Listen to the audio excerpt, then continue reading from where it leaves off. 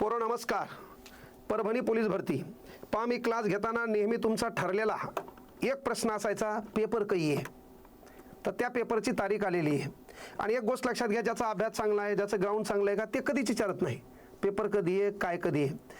चिल्हर वाजत असती, नोटांचा आवाज कमी येतो. ज्याचा रिझल्ट येते का, ते त्याच्या अभ्यासाकडे लक्ष देते, त्याच्या ग्राउंडकडे लक्ष देते. कळलं का, त्याचे मित्र कोण आहे, त्याच्यात कोणते प्रश्न विचारायचे, मागले कोणते प्रश्न होते, येणारा प्रश्न कोणत्या अँगल येईल याकडे लक्ष देते. तर असो, ज्या पोरांचा परभणीमध्ये पेपर आहे त्या पोरांना प्रथमतः भरभरून शुभेच्छा. बाळांनो, 29 मार्चला तुमचा पेपर आहे. पेपरला कसं यायचे, कुठून यायचे, तुमच्या राहण्या खाण्याची काय व्यवस्था आहे, ह्याबद्दलचा हा व्हिडिओ आहे. तत्पूर्वी लक्षात घ्या की परभणी पोलीस भरतीला तुम्ही येणार आहात, तर परभणी पोलीस भरतीला मुलांची संख्या आहे 842 आणि मुलींची संख्या आहे 228. एवढे जण पेपरला येणार आहेत. नंतर मी ठिकाण सांगेल, पण तत्पूर्वी जे जे आपण अशी ठावे ते इतरांशी सांगावे, शहाणे करून सोडावे सकळ जन. पहा, अलीकडं महाराष्ट्रामध्ये भोंदू बाबा, त्यानंतर कोण कॅप्टन बाबा आहे ना, बाईला चेक करणारा, बाया त्याच्याकडे जाणाऱ्या, अलीकडं लोक कोमात आहेत. आम्ही पण गेलतो, फक्त आपल्या घरच्याचा व्हिडिओ होऊ नये तर पहिले तुम्हाला बुटान मार पाहिजे आहे ना.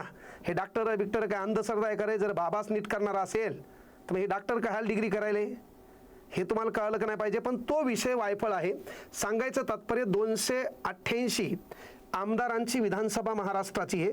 महाराष्ट्रातल्या 36 जिल्ह्यामध्ये पोलीस भरती होती, SRPFचे पेपर होते, कारागृह होते. आणि या ठिकाणी पोरगं गेलं गरिबाचं, 400-500 रुपयाचा धनादेश भरून, बँकेचा चेक, त्याच्यानंतर फॉर्म भरून पेपरला गेलं. तेव्हा त्या गोरगरिबाच्या लेकराला कुठं पुलाखाली झोपावं लागलं, कुठं रोडवर झोपावं लागलं, मच्छरांनी त्रास दिला, प्रशासनानं त्रास दिला, 100 मीटरनं त्याच्या आयुष्याला घोडा लावण्याचा प्रयत्न केला. यातूनही गोरगरिबाच्या लेकराने मायबापाच्या डोळ्यातल्या स्वप्नाकडे पाहून पळण्याचा प्रयत्न केला आणि चांगले मार्क घेतले. त्या लेकरांचं बाळांनो ग्राउंड आहे. आपल्याकडं जे आहे ते देण्याचा प्रयत्न करणे आणि कमवता कमवता कुठतरी म्हणणं की आता थांबावं लागते आणि काहीतरी लोकांसाठी द्यावं लागते.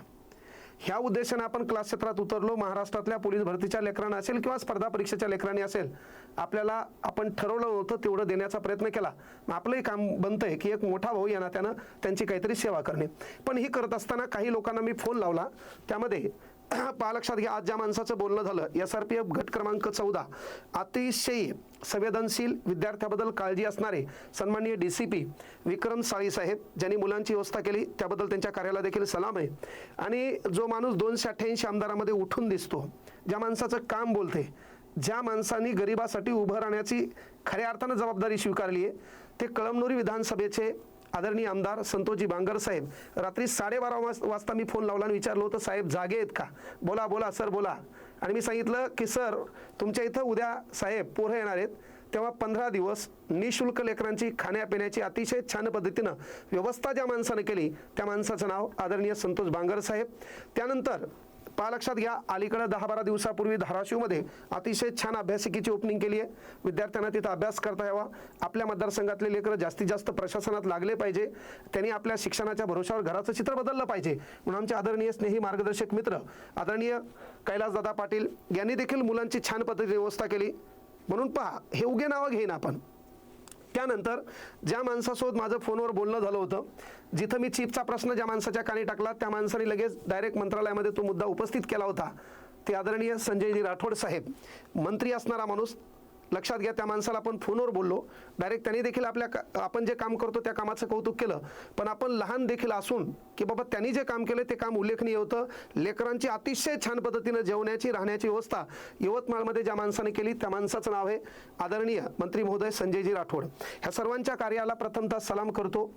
जे आपल्या मदतीला धावलेत, ज्यांनी आमच्या गोरगरीब लेकरांची खऱ्या अर्थानं लेकाप्रमाणे काळजी घेतली, तर त्यांचा भाऊ या नात्यानं आपण त्यांना वडील मस्तकी ठेवून त्यांच्या कार्याबद्दल चांगलं बोलणं आपलं काम आहे. नाही तर सध्या महाराष्ट्रामध्ये वाईट बोलायला लाखो लोक आहेत, पण जे चांगलं काम करतात त्या चांगल्या कामाचं कौतुक होणं काळाची गरज आहे. आणि म्हणून लक्षात घ्या, मी काय यांचा स्टार प्रचारक नाही. त्यांचं काम चांगलं आहे, त्या कामाबद्दल बोलणं हे चांगल्या माणसाचं नैतिक कर्तव्य आहे. मग महत्त्वाची गोष्ट, एवढे पोरं पेपरला येणार आहेत, एवढ्या मुली पेपरला येणार आहेत.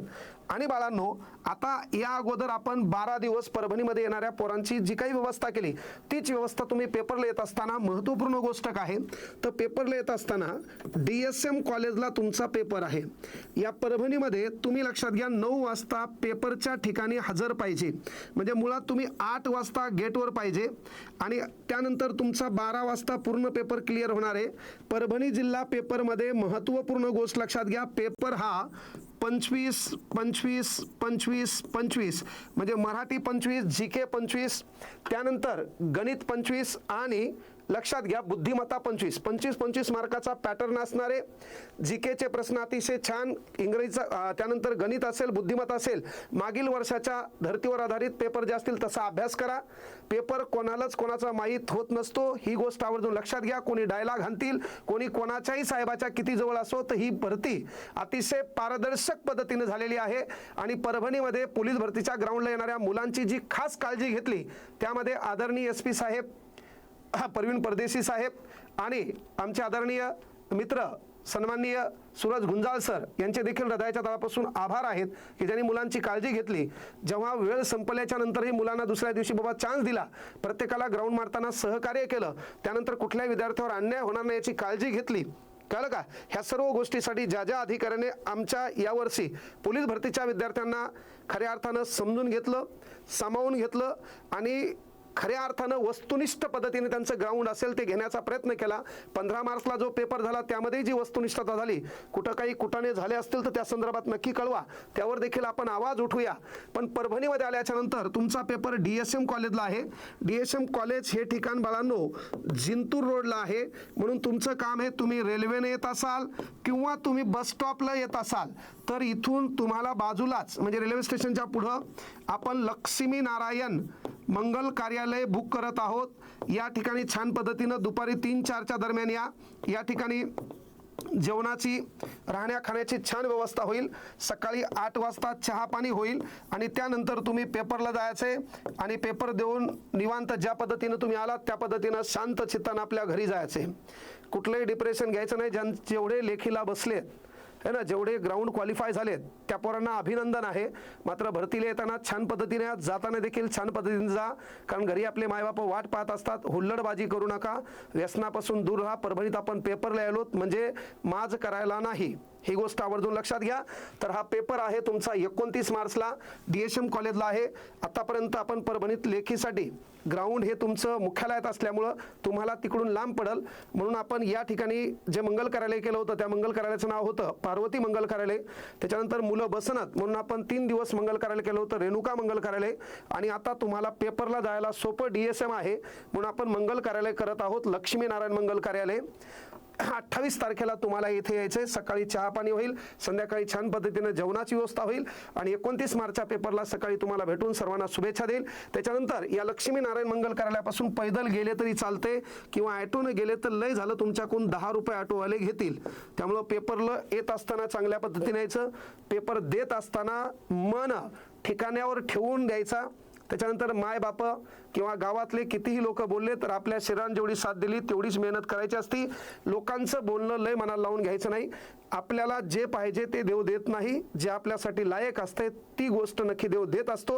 म्हणून बाळांनो, परभणीतली भरती प्रक्रिया अतिशय पारदर्शक झालेली आहे. इथं कुठलाही घपळा घोळ झालेला नाही. म्हणून परभणी पोलीस दलाचे प्रथमतः हृदयाच्या तळापासून आभार व्यक्त करतो. आणि परभणी पोलीस भरतीसाठी येणाऱ्या 842 मुलांना, येणाऱ्या आमच्या ताई 228 मुलींना हृदयाच्या तळापासून भरभरून शुभेच्छा देतो. 28 तारखेला तुमच्या स्वागतासाठी आतापर्यंत तुमच्यामुळं जे आपल्याला भेटले तर ती कृतज्ञता लक्षात ठेवून तुमच्यासाठी स्वागत म्हणून आम्ही रेडी आहोत. 28 तारखेला तुम्ही यायचे लक्ष्मीनारायण मंगल कार्यालयाला. त्या संदर्भात लगेच बोलणार आहे, त्या संदर्भात आपली पोस्ट येईल म्हणजे कन्फर्म ठरेल मंगल कार्यालय कोणतं. पण बाकी ताण घ्यायचं नाही. मी जोपर्यंत परभणीत आहे तोपर्यंत स्पर्धा परीक्षा तयारी करणाऱ्या पोरांची राहण्या खाण्याचं कुठलीही अडचण निर्माण होणार नाही हा शब्द इथून देतो. सर्वांना शुभेच्छा देतो. परीक्षा तारीख आहे 29 मार्च. यायचंय बाळांनो तुम्हाला 28 मार्चला. धन्यवाद.